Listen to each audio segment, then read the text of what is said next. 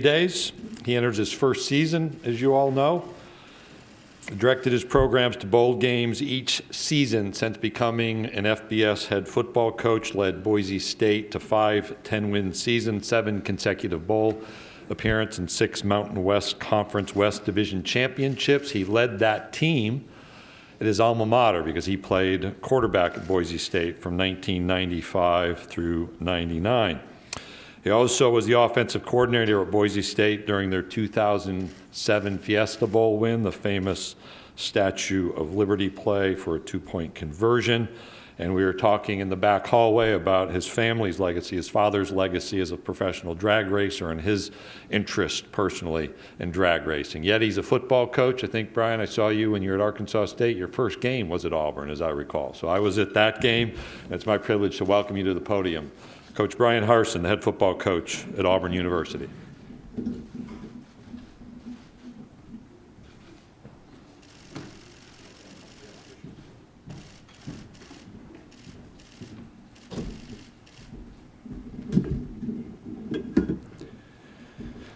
All right, good afternoon. Glad to be here. And finally, it has been a long week for me, a lot of good lucks, a lot of hope you do well. And let me just say that I've been in some pretty big games, and I'm not sure I had this many people text me, call me, see me on the street, and wish me good luck before some event. So a credit to you all, and happy to be here. Got 2 players with me, Bo Nix, quarterback, and Owen Papo. And I just want to start off with talking about those 2 guys, the reason why they're here. We're going to have competition on our team at every position as we get into fall camp, and our guys know that. But those 2 players in particular have done a great job really since I've been there and we've had the staff assembled of helping lead our football team and really sharing the message of what we're trying to accomplish now with myself, our staff, and the things that we want to get done at Auburn University and with our football program. So I know they're going to do a great job today. They'll answer your questions. They've been leading and doing a tremendous job this summer. Both guys are hard workers, and they deserve the opportunity to be here to represent their team. We have a lot of players right now that are finishing up the summer workouts, and we'll get more into that, and that have also done a great job. But these 2 in particular, I'm proud that they're here, and I'm looking forward to watching them, and you all have a chance to speak with them today and how they handle themselves. I'm proud to be here in the SEC. When you drive up here and it says it just means more, I really believe that. And that was something from afar, being in the Mountain West and being at Boise State. And go back to this last season during COVID, when everyone was trying to figure out a way to play and how we were going to handle the situations with the pandemic. And the SEC kept forging ahead. I think that has to do with the leadership, the medical folks, and just the importance of football and how they treat their student athletes and what they want to accomplish in this league. And so as I sat back there as a coach at another program, I really felt that. You know, the SEC's got it figured out. It does mean more. And so I'm honored to be at Auburn University. I'm proud to be here in the SEC and to be a part of this conference and to represent our program. The most important thing to me is my family. And one of the things that I've learned over the last 7 months is just how awesome Auburn, the community, the university really is. And let me just say this. So my family, I've got 2 daughters, 21 and 19, Devin and Dane. I've got a son who's 15. That'll be at Auburn High School. And my wife, Kess, and I are all from Boise. And so when we made this move, we came, a couple thousand miles away to come to Auburn. And as a football coach, when you come into the facility, you have 250 people at a place like this, and we're all charging towards one goal. We want to win championships. We want to get better every single day. All the things you hear from every coach that's been up here and has talked.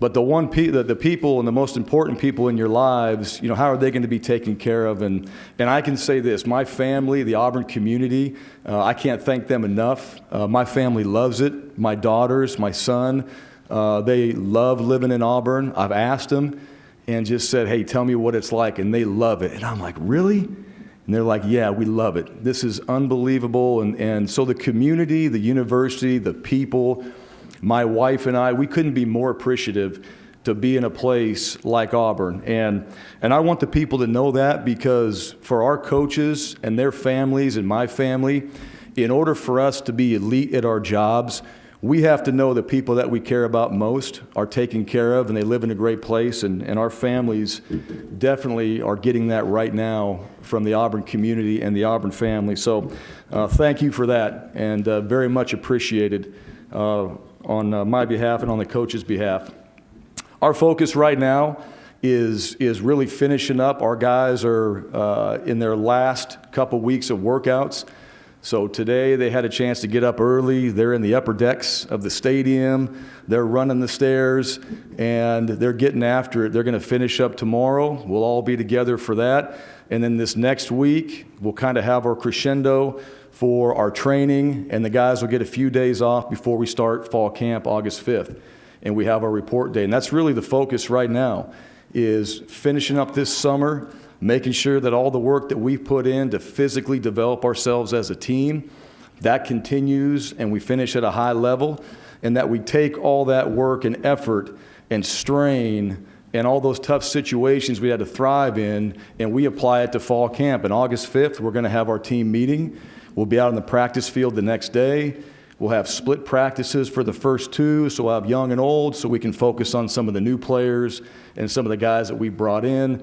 And then we're all together day 3. And we're rolling. And we're going to have a chance to get the coaches and the players all back together. And, you know, one of the things that I was so proud of that we got a chance to do was have spring practice. Those 15 practices as a new staff, you can't put a value on that. To put in a new system, to get around the players, to have a new staff out there installing systems, getting face-to-face, working on drills and the fundamentals and the techniques that we all need to be successful at this game to play really good football, we had an opportunity to do that. And our doctors, Dr. Goodlett, our medical staff, they allowed us to make that happen. And you know, we've tested our guys. We've been through the COVID protocols for the last 5 months. We've had no positives. Our guys are taking it seriously. And that's really important to me, because I know that they're sacrificing a lot to be out there and participating in the workouts and making sure that we have a chance to get started this August with our fall camp, where everybody's available and ready to go out there and play. Part of the protocols, I know there's been a lot of conversations about the vaccinations, where teams are at. Our medical staff, they have those answers a lot better than I do. I think we're in that 60% range right now at this point. We're educating our players.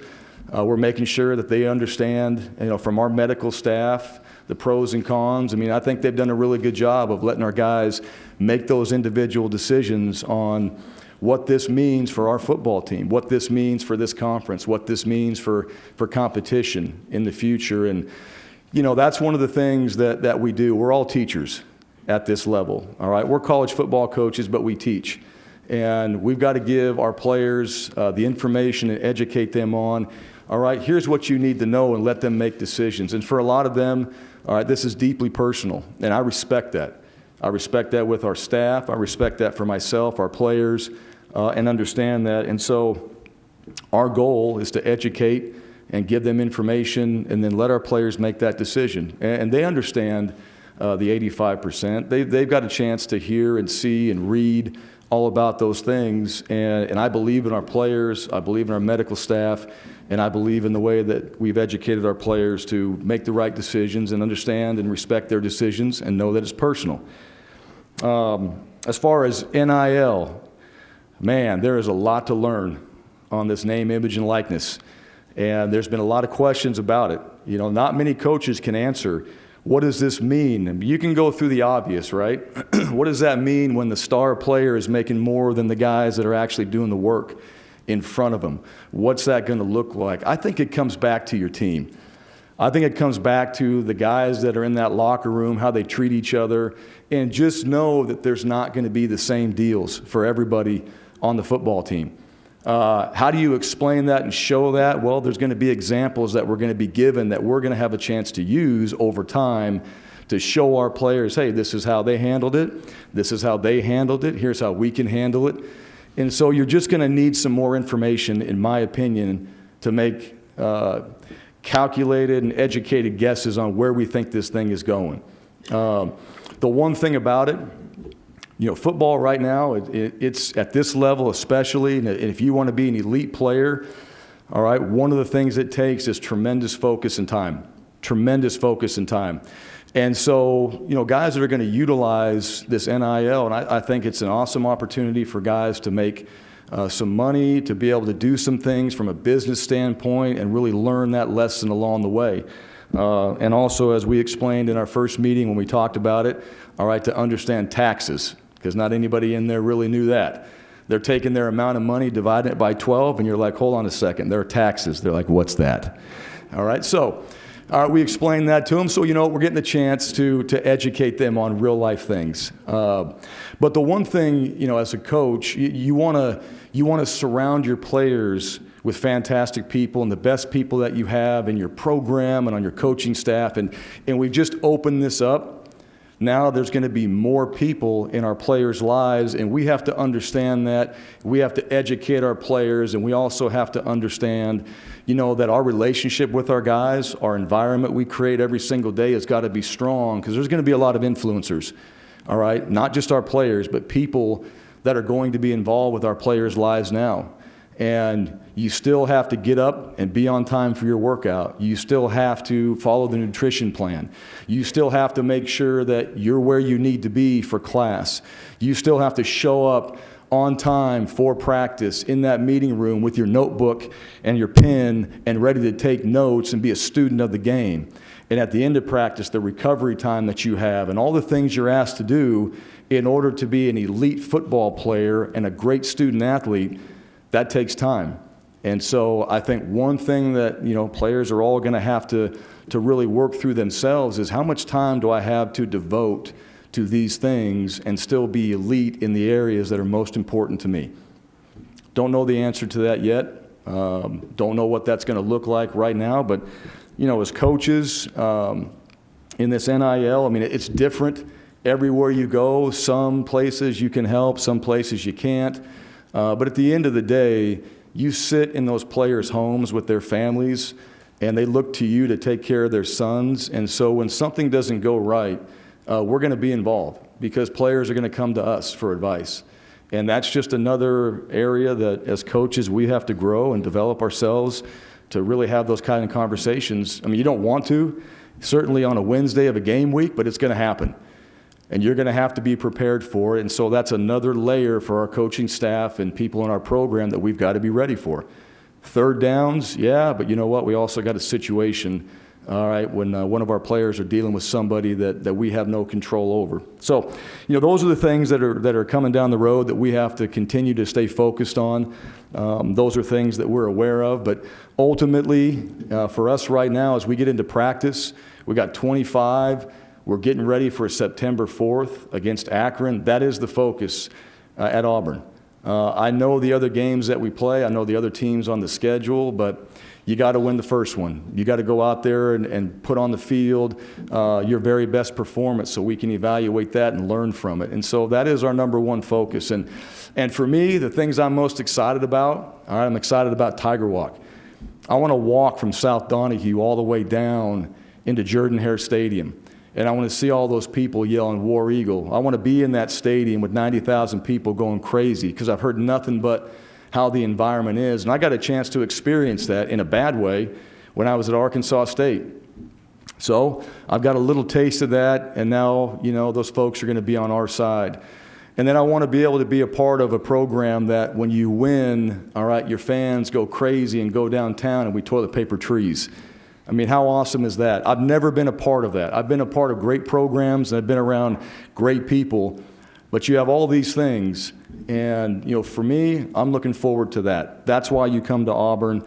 That's why you're in the SEC, because it does mean more, all right? And opportunities like that, it's not like that at other places. And so my family, myself, our coaching staff, we're all excited to be here. We're all proud to represent Auburn University.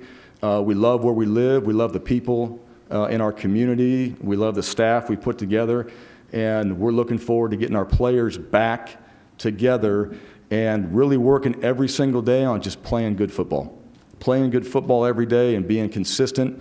And if we can do that, we can be that 1-0 type team every single day. Then come Saturday, September 4th, when we go play, we all should have a chance to see that. So, and again, I want to thank you all for being here this entire week.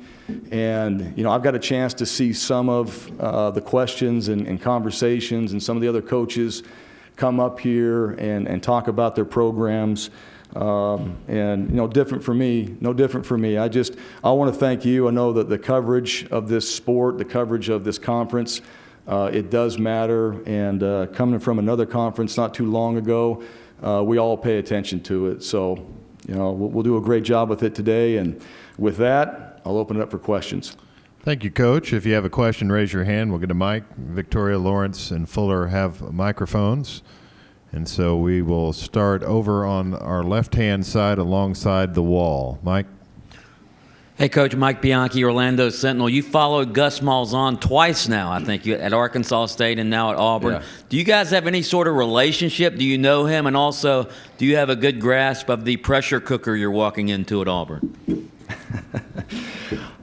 We do have let me go back here. Yes, I know Gus. We have a relationship to a degree. And I'll start back in 2007. Gus was at Tulsa. And I was the offensive coordinator, and I read his book that he wrote in high school about tempo. And there was a lot of great things in there, and he's a great offensive mind. And so I wanted to go see him. So Chris Peterson and I, and our offensive line coach at the time, we went to Tulsa, and we got a chance to sit down for a couple days and just talk football, talk about tempo, talk about how he does things. And so we took a lot away from that, and that spring we installed some of that no huddle and some of those ideas. And so I've always admired Gus. I've always thought he's a great offensive mind. And then it just happens to be, right, when he leaves Arkansas State, here I come. And then he's going on to Auburn. And there was coaches on that staff, one that was here, Eli Drinkwitz, you know, was one of them. That was a part of that transition that I kept and stayed on my staff during that time. And then, you know, when this came up, so, you know, we had just, you know, in Boise, we were good. You know, we had just built a home, and this is where we wanted to be, and our mindset was, this is what we want to, this is where we want to be, where we want to stay, and this is what we're going to do. And when Alan Green called me and said, hey, you know, I'd known Alan previous. He told the story about, you know, our time we met in the pool, and you know, it was all innocent and everything. So he said, you remember me? I said, hell yeah, I do. And he was at Auburn, and right then and there, man, it piqued my interest more than any other place. And a lot because of him, a lot because of the creed, a lot because of just, you know, this conference as well. And, you know, the obvious is, you know, Gus Malzahn is there. And that's one of the things that just personally you're like, okay, you know, this would be, you know, me following him again. And, you know, right now, no. Do we have a relationship right now? Do we talk every day? No, we don't. You know, I know where he's at UCF. Terry Mahajer was the athletic director that hired me at Arkansas State. So we have this weird web of connection, all right, Coach Malzahn and I do. And I got a lot of respect for him. And then, you know, of all teams they play in the beginning, it's Boise State on a Thursday. So the coaches that know at Boise State, they're like, we've seen a lot of Auburn. And so there's just, you know, it doesn't really go away at this point. But, you know, I wish him the best. And, you know, as far as you know, what you're getting into, here's what I think. For me as a coach and as a competitor, everything I do, I want to win. And so, you know, the preparation and all the things that go into that, it doesn't matter if I'm at Capitol High School or I'm at Auburn and coaching the football team there. I mean, it all matters. And so the importance of it, all right, what surrounds it is definitely different. Definitely different. All right, there's a lot more attention that goes into being the head coach at Auburn University. As far as the importance of, you know, my job and how I view it, I've always felt like, I've tried to prepare and find ways to win, and every little thing is, has mattered, to me. And I've tried to work that way and try to develop myself that way. So, what we did today in our workouts, it matters. What we do tomorrow and so on. And I'm going to continue that. I know that, the microscope is a lot different, at Auburn. But that was part of it, too, as a competitor. And I said this. This is why you come to Auburn. This is why you want to be in the SEC. You want to play against the best. You've got the best talent, all right, not just in football, but in any sport in the SEC. The best athletes in the world come to the SEC. You've got LPGA, you've got NBA players, you've got Olympians, you've got NFL players, you got the best. You got the best coaches that are in the SEC. And so if you want to be a part of that, understand what you're getting into, all right, and the level that all those coaches take each and every day and every one of those players. So do I understand that? Yes. Do you work every single day to be in that elite group? Yes. And the weirdness, of Gus and Bryan Harsin, I can't explain that. I'm not sure if there'll be another one, but I think we're the only two that have probably done that ever. Coach, we'll go down here to the front left. Bob. Hey, Brian. Bob Holt, Arkansas Democrat Gazette. How you doing? Good, Bob. I had kind of a two-parter here. What do you remember about that game when you were at ASU and went to Auburn? Do you remember thinking, wow, this would be a great place to be? Did you ever imagine you'd be back as the coach? And, you're from Boise at your alma mater. You guys won like 800% or 800 winning percentage. Was it hard to leave even for a job as good as Auburn? Well, here's what let me tell you the story about that game. All right, going into the Auburn game, so the players, when I was at Arkansas State, Coach Malzahn and the staff had gray uniforms. They never got to wear them. So in that game, I thought, you know what? This is going to be our opportunity here. We're going to wear our gray uniforms in this game. Kind of had it all clear with Coach Malzahn because you'll get a penalty for that. It was all going to be good. There was going to be no issues with it. And then he changed his mind and took the two 15-yard penalties each half right there. So put us behind in that game. We actually played well offensively. We had some really good players in that game. But I remember going into that environment and, as you look up in the stands, you can't hear a thing. All right, it's shaking on the field, and you're trying to get a play out to your quarterback. It was difficult, and I thought our guys did play well in that game. And as far as leaving a program like Boise State, I'm an alum. I have a lot of pride in that program. I bleed blue, always will.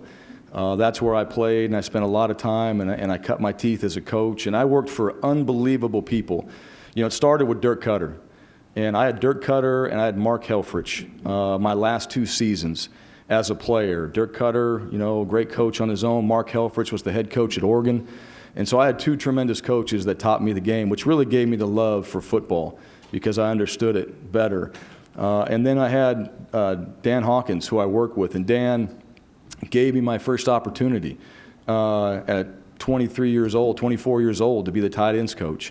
Chris Peterson took over. Dan was a guy that was all about building culture and that connection with players, and Chris Peterson took over, and Chris is about process and details and one of the most phenomenal coaches I've ever been around in my entire life. And so a lot of things that I take with me every single day into our program comes from what I learned at Boise State. And I got a chance to work with Mack Brown at Texas. Mack Brown is maybe the best human being really in the world. And I got a chance to be around him and watch how he treats people and the way he does things and to watch his every day. And I was one of the coaches that was not afraid to walk in his office and just have a conversation with him and ask him how he's doing. So I've had a lot of great experiences. Is it hard to leave those things? And that's part of the progression. And like I told you before, being at Boise State is special, but this was different. And there's been other opportunities, but not like this. And it's the leadership at Auburn. It's now what I've learned, even more so the community at Auburn and the chance to be in the SEC and to play against the very best. And when you do, and you do it at a high level, you have a chance to be the very best as well. And that really, as a competitor, was a big draw for me. And in the last 7 months, I didn't know how this whole thing would go, better than expected. We haven't played a game. but I'm proud to be at Auburn. Coach, we'll go over the right section alongside the right-hand wall. Lance Dahl with the Auburn Network. Coach, you talked in your opening statement about the Auburn family and the community and how important it is to everybody in Auburn. But talk about the culture for a second. Talk about how important that is and what type of culture you're bringing to Auburn and what this coaching staff is bringing to Auburn. Is it any different than what Auburn has seen in the past? Well, I think let me just say this, and let me back up. Auburn's had a lot of success in the past. They've had a lot of great coaches. They've had a lot of great people come through their program. And, I've been fortunate enough to get a chance to talk with some of that. We had Sammy Coates, Trevon Reed. I've met Bo Jackson. I've got a chance to be around a lot of different players that have come through Auburn. And so, we're building a new facility, right? And we had one that was there a long time, but there's a lot of great players, Cam Newton, Heisman Trophy winners, and so on, that came through that program. And so, is it different every staff? Absolutely. All right. The one thing for us, as we come in right now, we have to do a great job of connecting with our players. We got to get to know them. And through COVID, that didn't help, right? Being able to know their families and being out there on the road and getting face-to-face. We had to do it via Zoom and other ways and be very creative. But connecting with our players and letting them know, number one, we're here for you. Number two, here are the expectations. Well, what are the expectations from you? Simple, your personal best. Simple. Show up, care, and repeat every single day. And you know how we're going to do that? You're going to do it to the very best of your ability every single day. That's the standard. All right, how do we do that? Discipline. All right, understand what discipline is. Not disciplining, not punishment. What is discipline? All right, self-regulation. All right, you got to be able to get up and do things over and over and over to build those habits to be successful. Understand that. You want to be great, here's what it takes. All right, what comes with discipline? Toughness. All right, if you're going to do that consistently and in this game, you better be tough, physically and mentally. All right, you better be able to perform at your very best when the circumstances are against you. I don't want you to survive. I want you to thrive in situations where things get really difficult and tough for you. And then the last one is conviction. I want you to believe. And number one, in yourself. Like, you better believe you can win. You better believe you can hit that weight. You better believe you can make those 300s. You better believe you can run those decks. When you wake up, I want you believing in yourself, and I want you believing in what we're doing. And so when we go out there and play on September 4th, I want our fans and everybody that watches and tunes into our game, I want them to see a disciplined team, a tough team, and a team that believes they can win every time they step on the field and every single practice. So, is that different from what the previous staff had? I have no idea. I didn't dive into, what their core values were. I got a chance, what I did when I took the job is I wanted to see it. I wanted to witness, what this team was about. I wanted to see why guys show up late. I wanted to see why guys didn't finish. I wanted to see those things for myself with my own eyes and make my own determinations. Maybe they don't know or maybe they don't care. Either way, that was a problem. So we've had to change that. You want to win, you want to be consistent, you want to be one of those teams that every single year, all right, you're in the hunt for an opportunity to play and win a championship. All right, well, you better bring your personal best every single day. You better be disciplined, you better be tough, and you better have conviction for what it is you're doing. And that's been my message with our guys. And then we've simplified that more. We've talked about character, and we simplified it down to just being 1-0. And there's things that come with that, but hey, focus on the task at hand, the moments that you're in, because there's a lot of distractions, and let's just go 1-0. And simplifying that every single day, when you can win that day and you stack those days together, then come Saturdays, what do? Exactly what you want. You cut it loose. I've won Sunday through Friday. So what am I going to do on Saturday? I'm going to win. And that's what everybody wants. So, all right, you don't do that unless you know deep down inside you've done everything you can all those days to have yourself ready to go out there and play that way. And if you're out there thinking and playing and going like, damn, should I have done more? That's not going to win games in this conference. So your personal best every single day, that's the expectation. We have a plan for you and a blueprint that we've shared with our guys. And then the discipline, toughness, and conviction every single day are the things that we've talked about in our program, and that's who we are, that's who we'll always be, and those are the things that we strive for daily. All right, Coach Harsin, thank you for your time this morning. All right, thank you. War Eagle.